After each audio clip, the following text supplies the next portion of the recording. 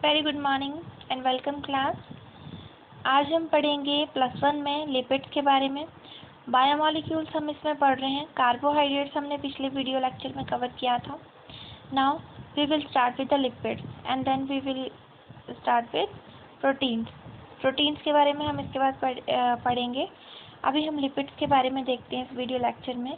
तो सबसे पहले लिपिड्स क्या होते हैं, देखो इनको हम फैट्स भी बोलते हैं और हमें पता है कि फैट जैसे आपके घी और ऑयल, ठीक है, बेसिकली हम उनको बोलते हैं लिपिड्स। दे आर फैट्स, वो वाटर में इनसॉल्युबल होते हैं, ठीक है, दे आर वाटर इनसॉल्युबल। लेकिन ये कुछ नॉन पोलर सॉल्वेंट्स में डिसॉल्व हो जाते हैं, जैसे कि ईथर आपका आ गया, एसीटोन, बेंजीन, क्लोरोफॉर्म, ये नॉन पोलर सॉल्वेंट्स हैं। इनमें लिपिड्स या फैट्स डिसॉल्व हो जाते हैं, लेकिन ये वाटर में आपको पता है इनसॉल्युबल है। नाउ देखो, they are the esters of fatty acids. अब इनकी जो केमिकल नेचर हम इनका देखें तो कैसा है, ये एस्टर्स हैं किसके, फैटी एसिड्स के और अल्कोहल के। अल्कोहल कौन सी, ग्लिसरॉल। अभी इसकी डायग्राम बताने वाली हूँ, इससे आपको क्लियर हो जाएगा कि क्या बोल रहे हैं। और फैटी एसिड में क्या है, कार्बोक्सिलिक ग्रुप है यानी COOH, जो कि अटैच है R ग्रुप के साथ। और R ग्रुप जो है वो आपका यहाँ पे मिथाइल भी हो सकता है, इथाइल भी हो सकता है, ठीक है, ये आपका। और higher number of carbon items भी हो सकते हैं, जैसे पाल्मिटिक एसिड, कुछ एक ऐसे अनसैचुरेटेड फैटी एसिड या सैचुरेटेड फैटी एसिड हैं जिनमें हाई नंबर कार्बन आइटम जो है वो 20-40 इतना भी चला जाता है, ठीक है। तो R ग्रुप यहाँ पे आपका मिथाइल, इथाइल कुछ भी हो सकता है। तो अब देखो इसको डायग्राम से हम समझते हैं हम लोग। देखो अब हमने इसकी डेफिनेशन बोली कि these are the ester of fatty acid, ये फैटी एसिड है। और अल्कोहल कौन सी, ग्लिसरॉल, ये ग्लिसरॉल है। तो इसके एस्टर्स हैं ये लिपिड्स। अब देखिए कैसे बनेगा, यहाँ पे ये लिपिड है, this is the triglyceride lipid है। अब ट्राइग्लिसराइड क्यों है देखते हैं इसको।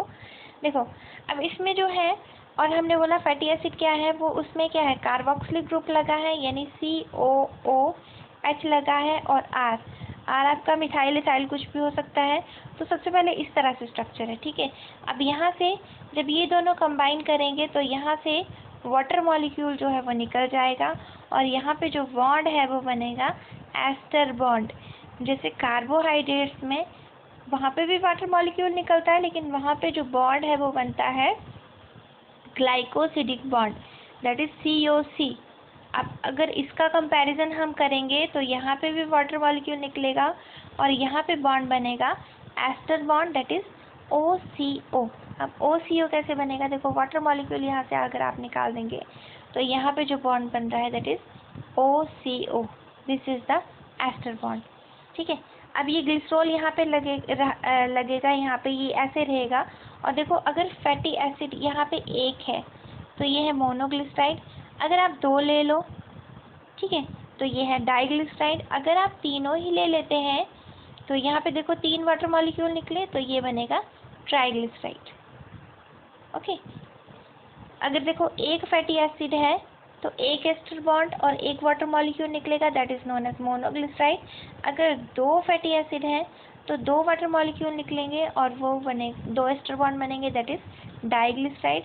और ट्राइग्लिसराइड में if glycerol combine with 3 molecules of fatty acid, जैसे कि इस डायग्राम में है, तो उसको हम बोलेंगे ट्राइग्लिसराइड। अब देखिए एस्टर बॉन्ड जो है वो इस तरह से बनता है COC, ठीक है। R ग्रुप यहाँ पे रहेगा, CH2 यहाँ पे रहेगा, और जो वाटर मॉलिक्यूल निकल के जो भी इसमें H2O निकल के जो भी बचेगा COC यहाँ पे बच जाएगा, that is the ester bond and this is also triglyceride fat. अब देखिए फिर से लेते हैं हम इसको, तो ये इसकी जनरल से जो बात होगी और ये इसकी डेफिनेशन होगी। अब देखिए ये भी समझा दिया, मोनोग्लिसराइड कब बोलेंगे, ग्लिसरॉल तो रहेगा अगर उसके साथ एक फैटी एसिड मॉलिक्यूल जुड़ा है। डाइग्लिसराइड ग्लिसरॉल के साथ 2 फैटी एसिड मॉलिक्यूल जुड़े हैं, और ट्राइग्लिसराइड उसके साथ 3 फैटी एसिड मॉलिक्यूल जुड़े हैं। ऑब्वियस है 3 है तो 3 वाटर मॉलिक्यूल निकलेंगे, 2 है तो 2 निकलेंगे वाटर मॉलिक्यूल, और यहाँ पे 2 या 3 इस तरह से एस्टर बॉन्ड जो है वो बनते जाएंगे। नाउ एस्टर्स क्या होते हैं, these are the compounds formed due to reaction between, देखो अब कार्बोक्सिलिक ग्रुप और जो ये इसका हाइड्रोक्सिल ग्रुप है, OH ये इसका हाइड्रोक्सिलिक ग्रुप है और इसका कार्बोक्सिलिक ग्रुप है। इसके बीच में जो रिएक्शन होता है और वहाँ से रिएक्शन होने से वाटर क्या होता है, वाटर मॉलिक्यूल निकलता है और वहाँ पे जो एस्टर लिंकेज बनती है, आप बोलो एस्टर बॉन्ड जो बनता है, दैट इज OCO बॉन्ड, ठीक है, that is known as ester. उसी को हम एस्टर बोलते हैं। कंपाउंड्स को हम एस्टर बोलते हैं, जो बॉन्ड है दैट इज एस्टर बॉन्ड, और बॉन्ड OCO है, ठीक है, जो कि H2O को निकलने के बाद बनता है। ओके, इतना आई होप आपको क्लियर है। हम आगे जो है बहुत इजी है, बस यही था इसमें समझने वाला, इसको बार बार देख लेना। These are the ester of fatty acid. Fatty acid कैसे लिखेंगे, अल्कोहल कौन सी है, ग्लिसरॉल, ग्लिसरॉल कैसे बनाएंगे, CH2OH कैसे लगाना है, कहाँ लगाना है, वाटर मॉलिक्यूल कहाँ से निकालना है, ठीक है। आपको रिप्रेजेंटेशन जो है वो इस तरह से करनी पड़ेगी, OH यहाँ पे और इसका OH, तभी आप यहाँ से इजीली H2O निकाल सकेंगे, ठीक है। और यहाँ पे जो एस्टर बॉन्ड है वो इस तरह से COC, इस तरह से COC नहीं है, सॉरी OCO, ठीक है, OCO यहाँ पे बनता जाएगा, ठीक है। अब आपने इसको बार बार देखना है, बस यही था जो समझने वाला था। नेक्स्ट है, नेक्स्ट बहुत इजी है। सो आगे है डिपेंडिंग ऑन द एब्सेंस और presence of the double bond, कि आपकी जो फैटी एसिड्स हैं उसमें डबल बॉन्ड प्रेजेंट है या नहीं है। उस बेसिस के ऊपर जो आपके फैटी एसिड है वो दो तरह के हैं, एक है सैचुरेटेड फैटी एसिड और दूसरा है अनसैचुरेटेड फैटी एसिड। अब देखिए सैचुरेटेड, अब इसका डिफरेंस देखें तो सैचुरेटेड में जो डबल बॉन्ड है वो एब्सेंट है, ठीक है, डबल बॉन्ड प्रेजेंट नहीं है, तो इसमें सिर्फ कार्बन कार्बन सिंगल बॉन्ड होगा। इसमें carbon carbon double bond, carbon carbon triple bond इस तरह से प्रेजेंट होगा, ठीक है। सो दीज उन्हीं को हम बोलेंगे सैचुरेटेड और अनसैचुरेटेड। अब देखिए इसका एग्जांपल देख लेते हैं पहले। They are animal fats, last वाला बोल रही हूँ पहले, and they are the plant fats. अब एनिमल फैट्स जो हैं जैसे घी है, और जो प्लांट से हैं वो ऑयल है। दोनों ही देखो फैट्स है, लिपिड्स है, लेकिन घी जो है वो कौन सी कैटेगरी में आता है, सैचुरेटेड फैटी एसिड की कैटेगरी में, और जो ऑयल है वो आता है अनसैचुरेटेड फैटी एसिड की कैटेगरी में। देखो अब घी जो है एनिमल से लेते हैं तो this are saturated fatty acid कौन से हो गए, एनिमल फैट। ऑयल जो है हम वेजिटेबल से, प्लांट से लेते हैं, जैसे आपका जितने भी ऑयल्स हैं, ग्राउंडनट बोलो, plant derivative, mustard oil, coconut oil, sunflower oil, they all are plant derivated, so they are known as plant fats. अब देखिए इनका सेकंड जो है, घी जो है वो रूम टेम्परेचर के ऊपर सॉलिड होता है घी, ठीक है, और ऑयल जो है देखो वो मस्टर्ड ऑयल है आपका घर में, कोकोनट ऑयल है, वो लिक्विड ही रहेगा चाहे जितनी मर्जी सर्दियाँ आ जाए, ठीक है, वो लिक्विड ही रहेगा। तो एग्जाम्पल हमने पहले पढ़ लिया, फिर एग्जाम्पल देख के आप इसके कैरेक्टरिस्टिक फीचर जो है वो लिखते जाएंगे। आपको श्योर होना चाहिए कि जो घी है वो सैचुरेटेड फैटी एसिड के अंदर आता है और ऑयल जो है वो अनसैचुरेटेड फैटी एसिड के अंदर आता है, फिर आप कंफ्यूजन नहीं होगी, फिर गलती नहीं होगी, ठीक है। और जो इनका जो मेल्टिंग पॉइंट है वो हाई होता है सैचुरेटेड फैटी एसिड का, और इनका मेल्टिंग पॉइंट ऑब्वियसली जो है वो लो है, और एनिमल फैट है ये और ये दूसरे प्लांट फैट है। अब देखिए लास्ट वाला, they cannot undergo hydrogenation and they can undergo hydrogenation। अब देखिए ये क्या है, सिंपल सी चीज़ है। देखो सैचुरेटेड फैटी एसिड में कार्बन कार्बन सिंगल बॉन्ड है, इसमें कार्बन कार्बन डबल बॉन्ड है। अब देखिए इसमें आप हाइड्रोजन ऐड कर सकते हैं, नहीं कर सकते, क्योंकि इसकी वैलेंसी पहले ही पूरी है, हाइड्रोजन कहीं ऐड नहीं होगी। अब कार्बन कार्बन डबल बॉन्ड है, इसमें आप हाइड्रोजन ऐड कर सकते हैं, तो कार्बन कार्बन सिंगल बॉन्ड में चेंज हो जाएगा और HH यहाँ पे हाइड्रोजन जो है वो इजीली ऐड हो जाएगी।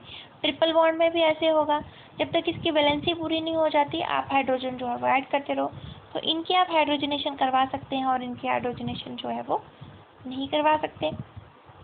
तो इनकी हाइड्रोजनेशन करवा के आप अनसैचुरेटेड फैटी एसिड को सैचुरेटेड फैटी एसिड में भी कन्वर्ट जो है वो कर सकते हैं, ठीक है। इतना क्लियर है, इजी था, कंफ्यूज नहीं होना है, फिर बहुत इजी है, जो समझाने वाला था वो पहले हमने समझ लिया। अच्छा अब नेक्स्ट देखिए, नेक्स्ट है एसेंशियल फैटी एसिड्स क्या होते हैं। देखो एसेंशियल हम बोलते हैं ज़रूरी, जो भी चीज़ ज़रूरी है उसको हम बोलते हैं एसेंशियल। तो देखो जो एसेंशियल फैटी एसिड में, now the unsaturated fatty acid which the animals can not synthesize, जिनको हमारी बॉडी जो है या एनिमल की बॉडी जो है वो सिंथेसाइज नहीं कर सकती या नहीं बना सकती, उनको हम बोलते हैं एसेंशियल फैटी एसिड। अब देखो, अब नहीं बना सकती इसका मतलब हमारी डाइट में प्रेजेंट होने चाहिए वो चीज़, ठीक है। हमारी बॉडी जिसको नहीं बना रही है तो हम भाई ज़रूरी है कि हम उसको अपने खाने में, उसको अपने डाइट में हम उसको शामिल करें। नहीं तो क्या हो जाएगा, एसेंशियल फैटी एसिड की कमी हो जाएगी, कमी हो जाएगी तो प्रॉब्लम्स हो जाएगी। अब देखो इससे प्रॉब्लम क्या होती है, इससे प्रॉब्लम जो है वो जनरली इससे प्रॉब्लम है फॉलिक्यूलर हाइपर केराटोसिस, ठीक है। ये एक स्किन प्रॉब्लम है। देखो इतना ज़्यादा डिटेल में जाने की ज़रूरत नहीं है, हम बीमारियों के बारे में नहीं पढ़ रहे हैं यहाँ पे, डिजीज़ के बारे में। लेकिन फिर भी अगर एसेंशियल फैटी एसिड के बारे में पढ़ रहे हैं तो देखो डेफिनेशन से क्लियर है, डाइट में प्रेजेंट होना बहुत ज़रूरी है। लेकिन एसेंशियल फैटी एसिड को हमारी बॉडी सिंथेसाइज नहीं करती है, उनको नहीं बनाती है। बाकी जितने भी नॉन एसेंशियल फैटी एसिड होंगे उनको वो बना लेगी, लेकिन जो एसेंशियल फैटी एसिड होंगे उनको हमारी बॉडी नहीं बनाएगी। तो देखो अगर ये डाइट में नहीं हो तो हमें इस तरह की प्रॉब्लम हो जाती है। ये बेसिकली स्किन की प्रॉब्लम है, ठीक है। फॉलिक्यूलर हाइपर केराटोसिस, यानी केराटिन जो है वो ज़्यादा हो जाता है इस तरह से। हाइपर मतलब ज़्यादा, केराटोसिस केराटिन को बोल रहा है, तो केराटिन ज़्यादा हो जाता है, उसकी वजह से स्किन प्रॉब्लम जो है, हेयर की प्रॉब्लम जो है वो आ सकती है। तो यही वो डिजीज़ है, ठीक है।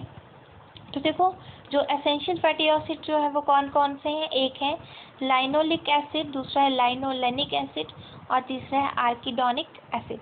तो ये 3 तरह के एसेंशियल फैटी एसिड जो हमारी डाइट में प्रेजेंट होना ज़रूरी है। देखो डेफिनेशन लिखेंगे आप लोग, ये लिखेंगे एकदम, एसेंशियल फैटी एसिड हमारी डाइट में प्रेजेंट होना ज़रूरी है। और नॉन एसेंशियल जो हमारी बॉडी में प्रेजेंट नहीं भी हो तब भी चलेगा, हमारी बॉडी जो है वो उसको बना सकती है, राइट। अब देखो एक और चीज़ लिखी है लास्ट में, ये स्पेलिंग गलत है एसेंशियल के, ये वाले सही हैं, ठीक है। अब all the 3 essential fatty acid जो हैं वो, अब एक और लाइन लिखी है कि वो ज़रूरी नहीं है प्रेजेंट हो, क्यों? क्योंकि जो लाइनोलिक एसिड होता है, अगर देखो हमारी बॉडी में ज़्यादा है, लाइनोलिक एसिड जो है हमारी बॉडी में ज़्यादा है तो ये अपने आप ही कन्वर्ट हो जाता है आर्किडोनिक और लाइनोलेनिक एसिड में, ये कन्वर्ट हो जाता है, ठीक है। लेकिन अगर पेपर में आपको लिखना है एसेंशियल फैटी तो आप ये लिखेंगे, ठीक है। ये एक्स्ट्रा पॉइंट था जो लिखा था बुक में, तो वहाँ से मैंने लिख लिया है। तो देखो जो ज़रूरी नहीं है प्रेजेंट हो आपकी डाइट में, आपकी बॉडी जो है अगर ये एक्स्ट्रा है तो, ठीक है। लाइनोलिक जो है वो एक्स्ट्रा है तो लाइनोलेनिक और आर्किडोनिक एसिड में वो अपने आप चेंज हो जाएगा, ठीक है। तो ये थे एसेंशियल और about this, these are the easy one, जो इसको इतना टेंशन लेने की ज़रूरत नहीं है, आपको इजीली याद हो जाएंगे। आपने सिर्फ इसका स्ट्रक्चर जो है इसको बार बार देखना है, जो लिपिड का स्ट्रक्चर बनाया है इसकी आपने प्रैक्टिस करनी है, बिना प्रैक्टिस के आपको नहीं आएगा। एक्चुअली जब बेसिक केमिस्ट्री आपको आ जाएगी तो आपको ये वाला जो पार्ट है, पोर्शन है, बायोमॉलिक्यूल्स जो है वो भी आपको आ जाएगा। ओके, यहाँ तक कोई भी प्रॉब्लम होगी then you can ask me class. Thank you.